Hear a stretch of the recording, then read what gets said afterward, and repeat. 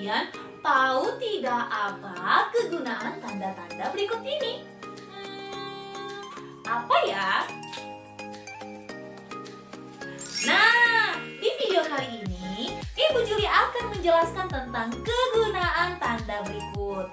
Tapi sebelumnya, Ibu Juli ingatkan, jangan lupa klik subscribe, like, dan share ya video YouTube Ibu Juli.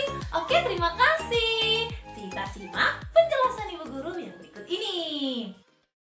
Nah, kita lihat tanda titik ya. Nah, tanda titik lambangnya seperti ini. Nah, digunakan untuk apa? Yang pertama yaitu pada akhir kalimat yang bukan pertanyaan atau seruan. Contohnya, saya suka makan nasi, titik. Nah, ini bukan kalimat pertanyaan atau kalimat seruan ya. Yang kedua yaitu akhir singkatan nama orang. Nah, biasanya dibuat di akhir singkatan nama orang. Contohnya seperti ini, Irwan S titik. Misalnya Irwan Syamsudi, S-nya disingkat, jadi diberikan titik gitu ya. Yang ketiga, akhir singkatan nama gelar, jabatan. Contohnya SES titik E. Ini singkatan dari sarjana ekonomi. Atau S titik PD, sarjana pendidikan, disingkat menjadi seperti ini ya. Kemudian yang berikutnya yaitu singkatan kata yang sudah umum. Contohnya DLL titik, ini singkatan dari kata dan lain-lain. DSB titik, singkatan dari dan sebagainya. TGL titik, singkatan dari tanggal, dan masih banyak lagi singkatan-singkatan umum lainnya ya. Kemudian ada lagi yang berikutnya yaitu memisahkan angka bilangan jam, menit, dan detik. Contohnya seperti ini. Pukul 7.30 menjelaskan bahwa itu pukul 7 lebih 30 menit, seperti itu. Kemudian memisahkan bilangan ribuan atau kelipatannya.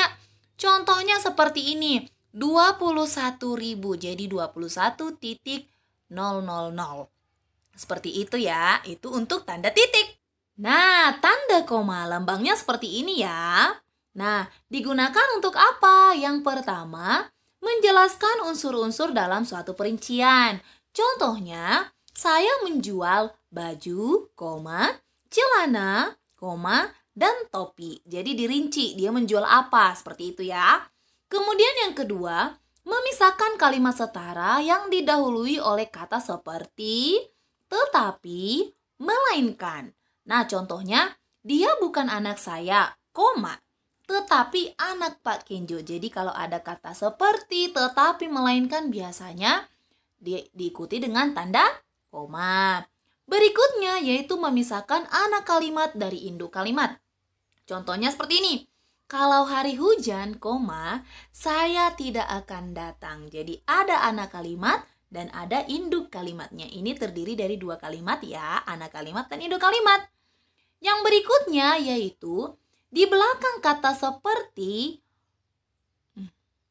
yang berikutnya yaitu di belakang kata seperti oh, ya, wah, aduh, kasihan. Nah, contohnya, wah, lautnya sangat indah. Oh, begitu rupanya. Misalnya kan kalau kita bilang oh, begitu rupanya, titik, seperti itu ya. Itu dibubuhkan tanda koma. Yang berikutnya yaitu memisahkan petikan langsung dari bagian lain dalam kalimat. Contohnya, kata adik, baru tanda petik, saya harus kerjakan PR. Berarti adik berkata kalimat langsungnya. Nah, kata adik baru dibuat komanya, menyatakan bahwa itu adalah petikan memisahkan antara kata adik dengan kata yang langsung diucapkan itu. Seperti itu ya. Tanda titik koma. Nah, tanda titik koma digunakan untuk yang pertama, memisahkan bagian-bagian kalimat yang sejenis dan setara. Contohnya, nih, malam makin larut, titik koma, kami belum selesai juga. Berarti ini satu situasi yang sama begitu ya. Makanya dipisahkan dengan kata dengan tanda titik koma. Kita lihat contoh berikutnya. Ayah mengurus tanamannya di kebun, titik koma. Ibu sibuk bekerja di dapur, titik koma. Adik sibuk belajar di kamarnya. Ini menyatakan sebuah kalimat yang sejenis dan setara dalam situasi yang sama. Nah, itulah kegunaan untuk tanda titik koma itu. Kemudian kita lihat tanda yang kedua, yaitu tanda titik dua, yaitu digunakan untuk yang pertama, pada akhir suatu pernyataan lengkap jika diikuti rangkaian. Contohnya, kita sedang memerlukan perabotan rumah tangga, titik dua, kursi, meja, dan lemari. Jadi dijelaskan perabotan rumah tangga itu apa saja. Ada kursi, ada meja, ada lemari. Jadi dilengkapkan, jadi pernyataannya itu lengkap. Harusnya kita sedang memerlukan perabotan rumah tangga, titik pun bisa, tapi diperjelas lagi dia perabotan rumah tangganya itu seperti apa. Ada kursi, meja, dan lemari. Seperti itu ya. Nah, kita lihat yang tanda hubung. Tanda hubung digunakan untuk menyambung unsur kata ulang. Contohnya, kupu-kupu. Jadi, kupu-kupu ini adalah kata ulang, dibuatlah di tengahnya tanda hubung. Contohnya lagi, malam-malam, apalagi contohnya unsur-unsur, dan masih banyak lagi. Nah, yang berikutnya yaitu tanda epilepsi. Lambangnya seperti ini, ya kan? Digunakan untuk kalimat yang terputus-putus atau hilang dalam naskah drama. Jadi ini biasanya ada dalam naskah drama ya, dalam percakapan misalnya. Nah, kita lihat nih contohnya. Kalau begitu titik-titik, ya, mari kita bergerak. Nah, ada bagian yang hilang. Kalau begitu, ya, mari kita bergerak. Seperti itu ya. Jadi ada sesuatu hal yang putus atau yang hilang. Contohnya lagi, sebab kemunduran akan diteliti lebih lanjut. Jadi dia nggak jelas, nggak rampung. Hanya terbayang-bayang dia. Ini biasanya ada dalam naskah drama. Seperti itu ya. Nah, sekarang kita lihat tanda tanya. Tanda tanya digunakan untuk akhir kalimat tanya. Contohnya, di mana kamu tinggal? Di akhirnya dibubuhkan tanda tanya. Nah, sekarang kita lihat tanda seru. Nah, digunakan untuk apa? Untuk kalimat berupa seruan atau perintah. Contohnya, bersihkan meja itu sekarang juga. Dibuatlah tanda seru di akhirnya. Seperti itu ya. Nah, tanda kurung. Lambangnya seperti ini. Digunakan untuk apa? Yang pertama, mengapit keterangan atau penjelas. Contohnya, RSUD. Dibuatlah penjelas RSUD itu apa? Dalam kurung, rumah sakit umum daerah. Jelas ya? Atau bisa dibilang atau. RSUD atau rumah sakit umum daerah. Jadi ini memperjelas sebuah keterangan. Seperti itu ya. Kalau ini tanda kurung siku, bentuknya seperti ini. Ya, digunakan untuk mengapit kalimat penjelas yang sudah ada di dalam kurung. Nah, kita lihat contohnya berjelas. Contohnya seperti ini. Keduanya terdapat perbedaan. Dalam kurung, lihat dalam buku bab 2. Terus di dalam kurung lagi. Dalam kurungnya nggak dalam kurung siku lagi. Nggak dalam kurung biasa. Tapi dibuatlah dalam kurung siku. Lihat halaman 35, baru ditutup kurung lagi. Yang jelas. Inilah kegunaan tanda kurung siku. Berada di dalam tanda kurung. Dia di dalam tanda kurung itu. Ya. Coba kita lihat tanda petik 2. Nah, tanda ini digunakan untuk apa? Yang pertama, mengapit petikan langsung atau kalimat langsung. Contohnya, kata Mira, tanda petik 2, saya belum siap. Nah, kata saya belum siap ini merupakan kalimat langsung. Jadi diberikan tanda petik 2. Seperti itu ya. Yang kedua, mengapit judul karangan buku dalam kalimat.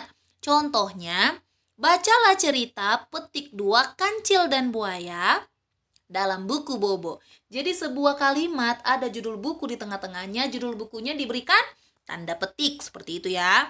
Kemudian yang ketiga, mengapit kata atau ungkapan yang memiliki arti khusus. Contohnya, lihat nih, lelaki itu dijuluki ayam jago. Bukan berarti dia ayam yang jago, bukan ya. Jadi ayam jago itu punya arti khusus, yaitu seseorang yang pemberani. Seperti itu misalnya ya.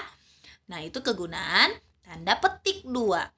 Sekarang kita lihat nih tanda petik 1 atau tanda petik tunggal. Lambangnya seperti ini.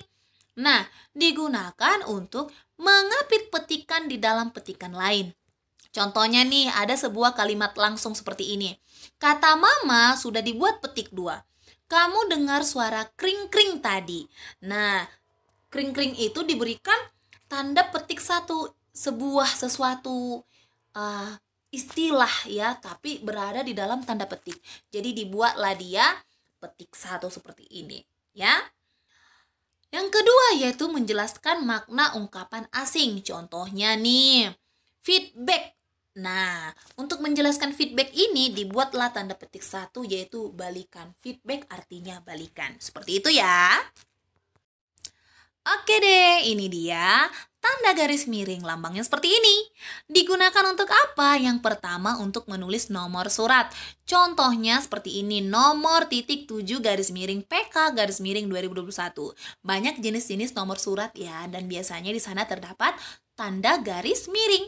Yang kedua yaitu mengganti kata tiap, kata per, atau tanda dalam pecahan. Contohnya seperti ini, harganya 2.000 per lembar, atau 7/8, atau mengatakan sebuah pecahan 7/8. Seperti itu ya, mudah sekali. Oke deh, sekian penjelasan Ibu Guru. Nah, kamu sekarang sudah tahu ya kegunaan tanda bacanya. Nah, untuk menutup video Ibu Guru ini, Ibu ingatkan lagi nih untuk kalian semua, jangan lupa klik subscribe, like, dan share ya video YouTube Ibu Guru. Nah, kalau ada yang mau bertanya atau kurang paham atau kurang jelas, kalian bisa komen ya di kolom komentar. Terima kasih, bye-bye.